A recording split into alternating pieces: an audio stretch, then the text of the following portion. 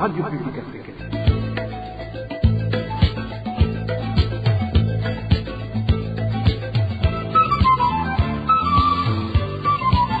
Radio Publique Africaine.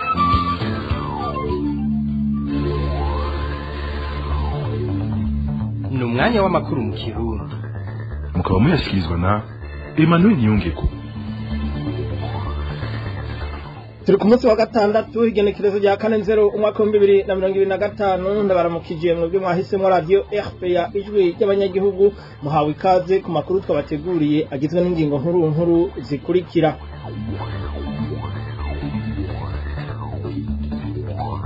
Umukuru w'igihugu cy'u Burundi arizeza bamwe mu banyagihugu bari batwawe amatongo mu kibanza cubatswemwo ingoro y'umukuru w'igihugu ko bagiye kuronswa imizibukiro kuko ico kibanza kigiye kugabanywa abandi nabo ngo bagumizwe mu matongo yabo. Abanyagihugu bo kuri izo mpande zose baracafise ivyo basaba muca muvyumva muri ano makuru.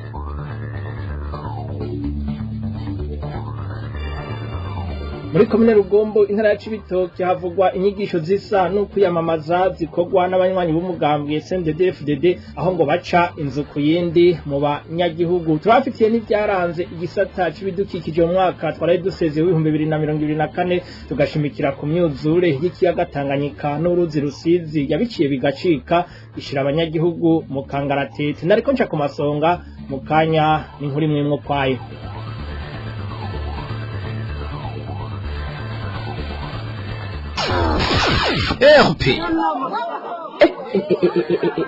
Izo ni biki numvaga yemwe reka amakurati n'agahinda gusa mu bisata byose n'amarira n'imyidogo biharangwa. None Kapitori nawe ivyo bituruka kuki? Umve basha namwe ngo bituruka kuki? Mwene mwumva ko biterwa n'intwaro mbi. Intwaro mbi no kuvuga iki Gasaruvato? Intwaro mbi naho ubona atagisata na kimwe gikora cisunza amategeko bituma igihugu gihungabana mu bisata byose. Makura hajya wumva bavuga ko nyakwigendera Perezida Nkurunziza yagandaguwe ahawe isumu n'abamusubiriye ubutungane ntibugire ico bubikorako. Umugwiza atunga Jackson Simbananiye batazira kirahwata akagandagurwa kakaba kamizwe n'ingoma n'uruhara yagize mu rugamba rwa CNDD-FDD. Umumenyesha makuru Sandra Muhoza apfunzwa ziriki. Muganga Christophe Sahabo amaze imyaka 2 mu munyororo atarubanza rumwagira azira umunoho wakagwi k'abategetsi. Ivyo byose bituma ata muntu numwe asubira kwizera ubutungane. Emwe sivyo gusa warumvise bavuga rugomero rwo ku mpanda gwanyuzwe imiliyaridi 54 zari kububaka zikagabugwa n'akagwi k'abategetsi. Umukuru w'igihugu Ndayishimiye yavugwamwo bikarangira hagaritse amatoza kuri iyo dosi. Bibuke ya miliyoni 120 y'amadolari yanyuruzwe n'ishiramwe Prestige mu rudandazwa rw'ibitoro.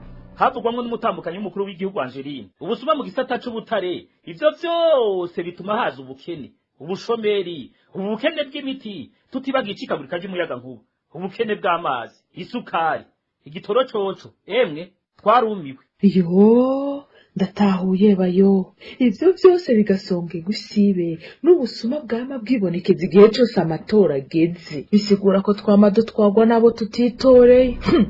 Ubu rero ndabonye igituma ibi byose bitigera bitorerwa umuti. Erega yemwe inyinshi zova muri twe bw'abanyagihugu. Ndasubiye kubaramutsa dore n'amakuru mu gisata c'agateka kazina muntu. Umuhari uharanira ibahirizwa ry'agateka kazina muntu mu Burundi iteka uranegura uburyo bupfunzwemwo abantu barenga 150 mu gasho ka komisariya y'igipolisi mu ntara ya Cibitoke igitigiri kirenga inshuro zitatu kuco ako gasho kategerezwa kwakira. Kandundura Jean Marie Vianney Bucumi umuyobozi nshingwa bikorwa muri rigiteka ababazwa no kubona benshi muri abo bafungwa batagira amadosiye mu butungane, agasaba ko borekugwa hamwe no guhana abagirizwa ifatwa ry'abo bantu mu kajagari. Kurikire Jean Marie Vianney Bucumi n'umuyobozi nshingwa bikorwa mu muhari iteka. Umuhari uharanira agateka kazina muntu mu Burundi iteka urarajwe ishinga n'ihungabanywa ry'agateka kazina muntu mu ntara ya Cibitoke, aho muri komisariya iyo ntara abantu bafatwa bagafungwa hatubahirijwe agateka kabo hamwe n'amategeko agenga ifatwa n'ifungwa ry'agatekanyo mu Burundi. Mu matohozi umuhari iteka wakoze muri ino ndwi muri iyo ntara abantu barenga 150 barafunzwe mu gasho k'igipolisi, mu gihe ico kibanza bafungiwemwo cyagenewe kwakira abantu bari hagati ya 50 35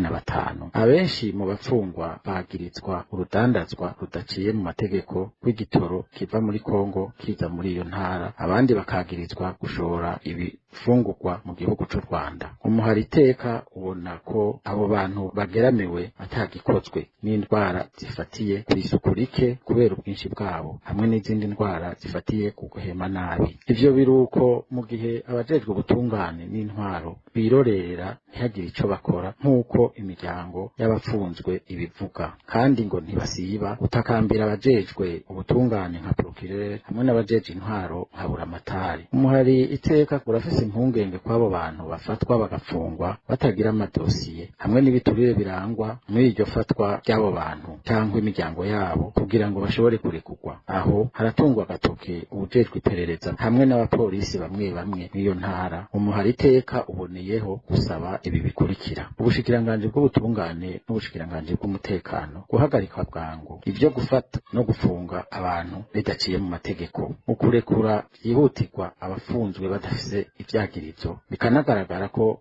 bamwe muri bo batari mu gitabo c'abafungwa kugira ngo ivyo bitigiri bishobore kugabanuka. Guhana bimwe vy'akarorero abo bose bokwagirwa n'iryo homyangwa ry'amategeko, gutunganya neza ibijanye n'isuku kugira ngo abafungwa ntibafatwe n'izo ngwara kubera ubwinshi bwabo. Umuhari iteka kandi urasavye guhagararira iyubahirizwa ry'amategeko kugira ngo agateka kazina muntu kubahirizwe kuri bose. Uwo yari Jean Marie Vianney Bucumi, umuyobozi nshingwabikorwa mu muhari iteka. Tubananize mu bijanye n'intwaro, mwari mwavyumvise mu ncamake. Ikibanza kingana na hegitari 160 cari cafashwe na leta ku mutumba wa Gasenyi Nyakabondo muri komine Mutimbuzi intara ya Bujumbura, cegereye ahari ingoro y'umukuru w'igihugu Ntare House, kigiye kugabanywa. Bamwe muri bene amatongo bakazoronswa umuzibukiro, abandi nabo bakazogumizwa mu matongo yabo. Ivyo vyashikirijwe n'umukuru w'igihugu Evariste Ndayishimiye mu kiganiro yagiranye n'abanyagihugu hamwe n'abamenyesha makuru kwa 27 Kigarama umwaka uheze w'2024. Tumukurikire.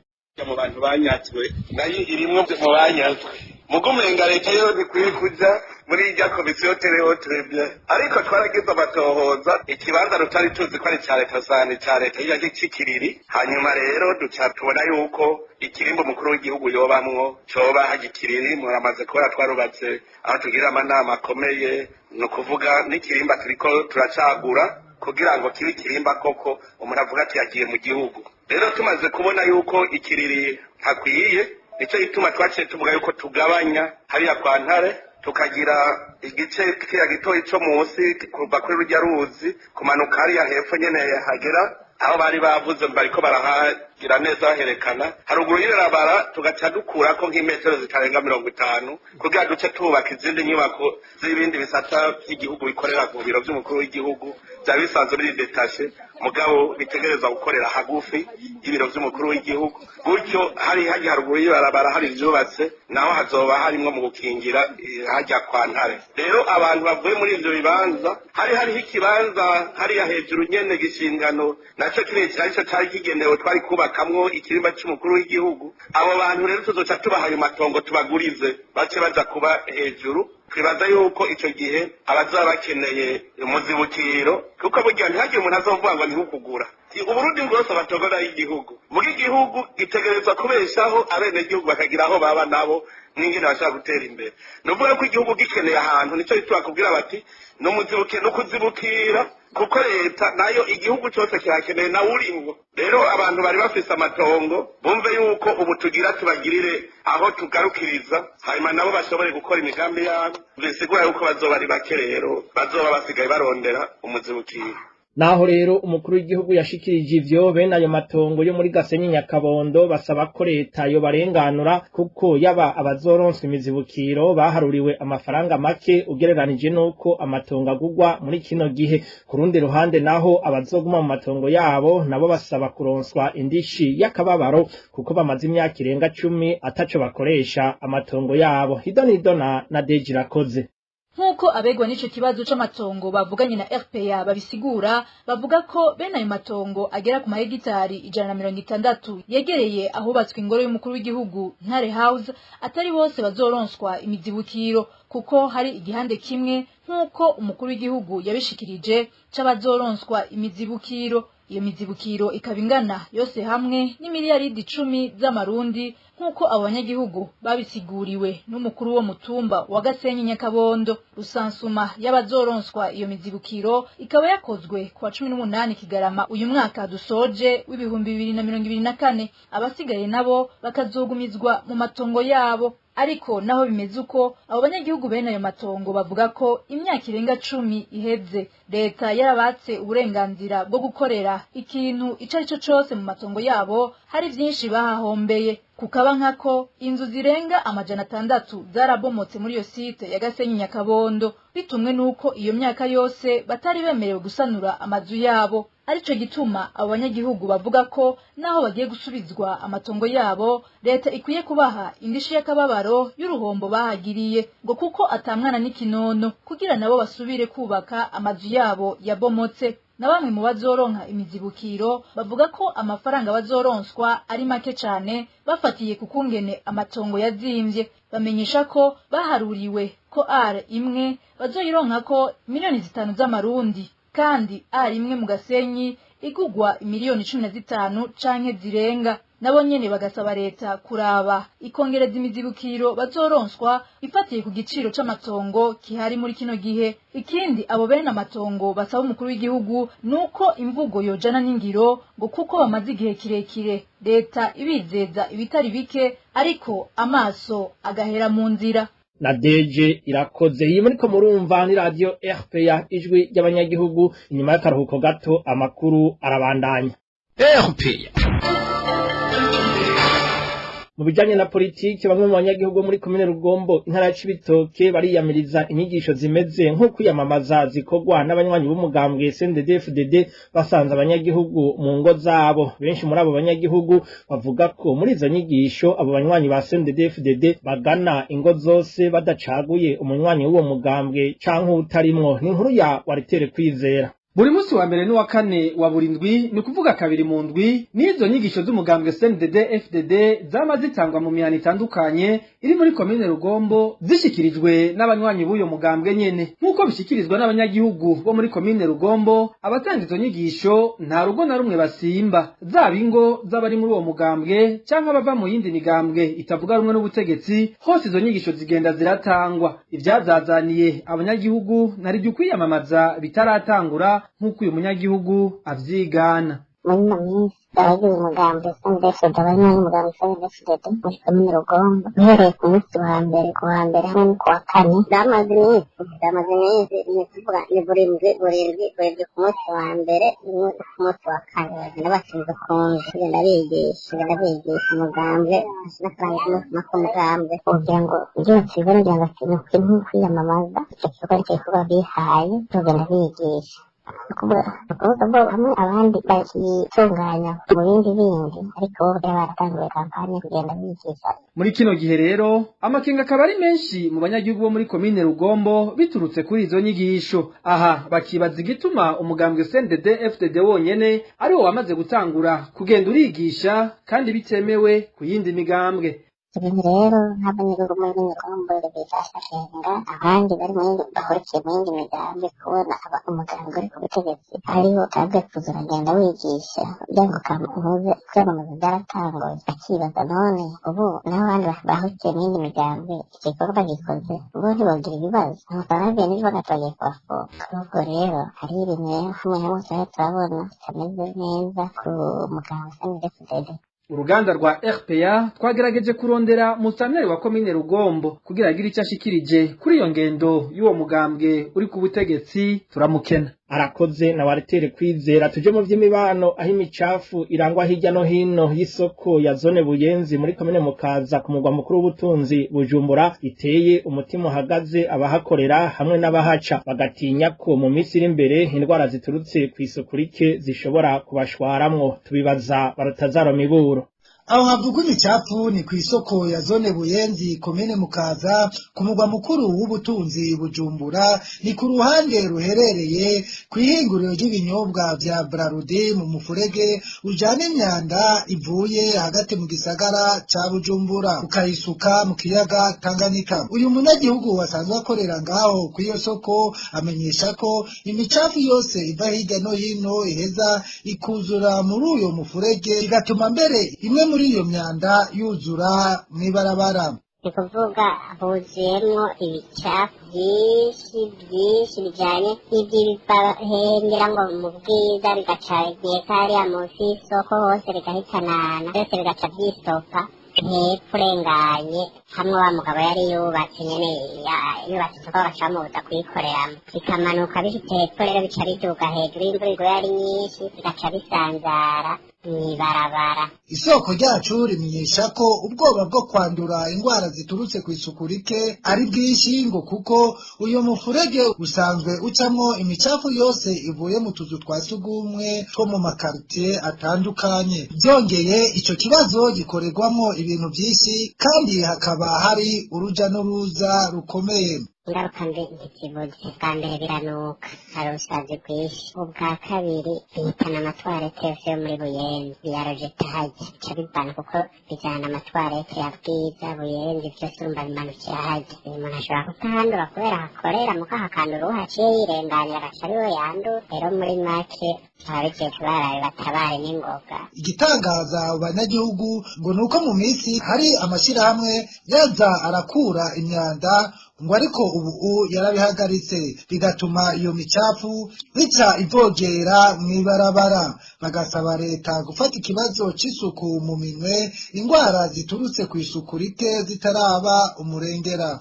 Mu ruganda rwa radio RPA tukaba tutashoboye kuronka musitanteri wa komine Mukaza Flora Nkezabahizi kugira twumve ico abivugako. Baratazaro Miburo urakenuye mu makuru yaranze ibisata bitandukanye by'ubuzima bw'igihugu muri uyu mwaka twaraye dusozereye. Uyu munsi tubayagira ibijanye n'ibidukikije. Nkuko muza kuvyumva, imyuzure y'ikiyaga Tanganyika n'uruzi Rusizi yononye ibitari bike gushikaho imiryango imwe imwe itizayo. Ingorane y'ikena ry'intabire hamwe n'imiriro ya Nyakanga navyo bikaba bitari yororo. Bikuru mu vyaranze igisata c'ibidukikije tubibaza Josiane Muzaneza. Iduga rikabije ry'amazi y'ikiyaga Tanganyika ryagaragaye kuva mu ntango z'umwaka wa 2024. Ayo mazi yatumye amazone yegereye ico kiyaga aterwa n'umwuzure, amazi atari make yaba ayabigenga canke ya leta yuzura amazi, mbere hamwe inyubako ziri ku nkengera z'ico kiyaga gushika n'ubu ziracari mu mazi. Uretse ivyo,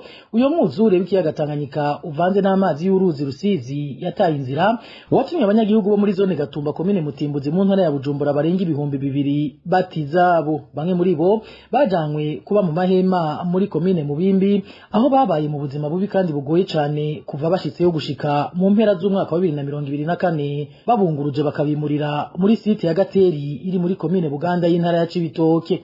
Ivyo biruko mu gihe bamwe mu banyagihugu babandanije kubaho muri zone Gatumba batorohewe na gato kuko gushika ubu ayo mazi akiri menshi. Muri 2024 nyene haribonekeje isidagurika ry'imisozi mu mihingo itandukanye y'igihugu. Aha twovuga nk'umusozi wa Gabaniro wasidutse wose mu kwezi kwa kane uhitana abantu bashika kuri 3, abagera nabo ku 2,500 bakaba gushika ubu batagira aho bakika umusaya. Mu bijanye n'isuku, ubwanwa bwarafutse umunwa. Uretse ko imiduga yegeranye imyanda ivuye mu mihana itagikora icishinzwe bivuye hanini ku bukene bw'igitoro bumaze imyaka mu Burundi, n'isekeza ryo gusukura igisagara ca Bujumbura umukuru w'igihugu yatanguje benye n'ubwiwe yaheranye n'uyo munsi nyene.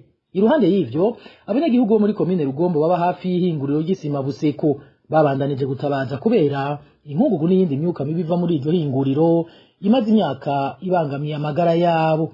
Abategetsi gushika n'ubu ntibarashira mu ngiro ivyo kwimurira iryo hinguriro kure y'imihana y'abantu nkuko bari babisezeranije abo banyagihugu. Ikindi cyaranze igisata c'ibidukikije mu mwaka uheze ni imiriro ya Nyakanga yagaragaye mu ntara zitari nke mu gihugu. Akarorero nakimiriro yari gise mu kwezi kw'icenda, amahegitari n'amahegitari y'umusozi muremure mu gihugu Moheha uri mu ntara ya Bujumbura. Iyo miriro yaraniyadukije cane muri komine Gitanga y'intara ya Rutana hamwe no mu ntara ya Cibitoke. Ahane mu makomine 6 agize iyo ntara yafashwe n'iyo miriro ya Nyakanga. ikindi cyavuzwe muri uyu mwaka twaraye dusozereye eka kandi n'ubu bikiriko n'ubukene bw'intabire abarimyi bo mu ntara zose z'igihugu bakaba batahengeshanije gutabaza ko atafumbire bararonka naho barisha amafaranga n'abaronse bakaba bahawe intica ntikize ubu muri rusangi abarimyi bose bafise amakenga yuko ibiterwa na cyane cyane ibigori bishobora kutazera neza bigatuma umwimbu nawo nyene utaba mwiza.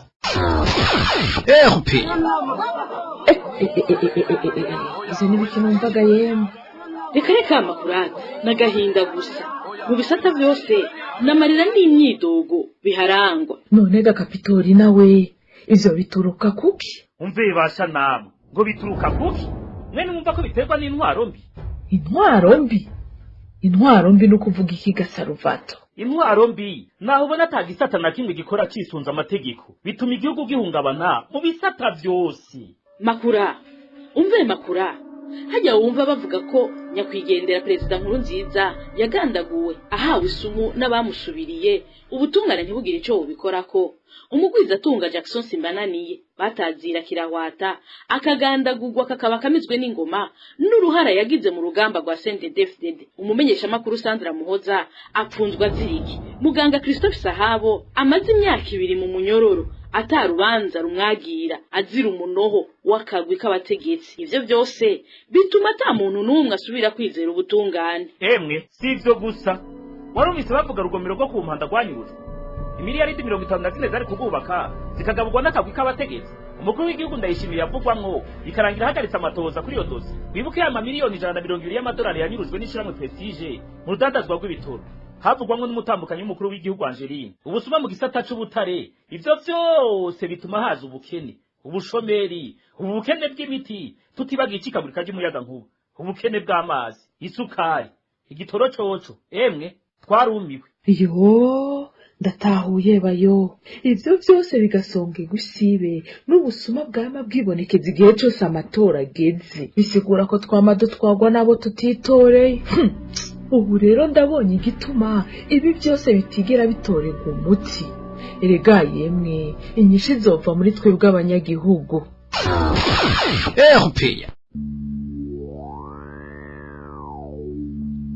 Nino ngaha rero duce dusozerera amakuru yo kuri wa kane nzero mwaka 2025 ngire ko ndabashimira ku kanya mwafashe ko kuyumviriza bakoze kandi abo twafashanije kuyatororokanya hamwe n'abahinga b'ivyuma batumye amajwi abashikira ata nkomanzi. Emmanuel Ninge ko nari kuri mikro ndabipfurije ibihe byiza.